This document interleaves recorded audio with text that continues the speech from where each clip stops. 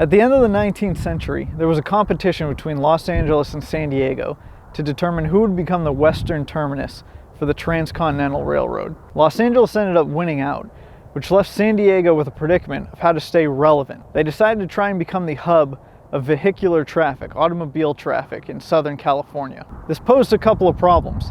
If you were to drive from San Diego to Yuma, Arizona, you would have to cross first over the Laguna mountain range, which had glorified wagon paths and not much else. And then, once you made it through the mountain range and made it past El Centro, California, you were presented with the Algodones Dunes, over 6.5 miles wide at their thinnest stretch, all shifting light sand.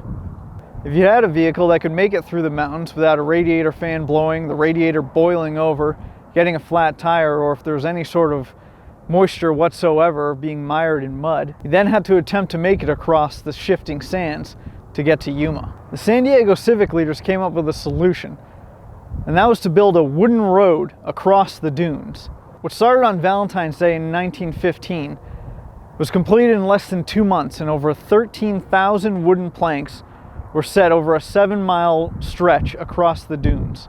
Within a year, the road was updated using 8-foot by 12-foot sections that I'm standing on right now. The ride across the dunes was single lane, with cutouts every 1,000 feet so that cars could pass each other. The trip was extremely bumpy, with vehicles at the time lacking modern-day suspension and traveling over 1-foot section wooden planks the entire length. But at the end of the day, it got you to Yuma. The trip would take you from the ocean, across a mountain range, into the open flat desert, across these shifting sands of these dunes, and then eventually across the Colorado River before getting into Yuma. And it kept San Diego on the map as the hub of Southern California vehicle traffic.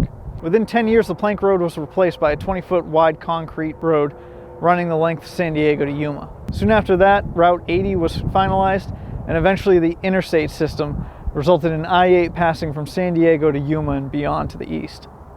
Throughout its 10-year stretch, the road was extremely difficult to maintain. The shifting sands would oftentimes cover the road planks. In order to keep the sand off of the planks, they either used scrapers, which resulted in damage to the planks, or they used horses to drag the plank sections out of the sand and reestablish the entire road.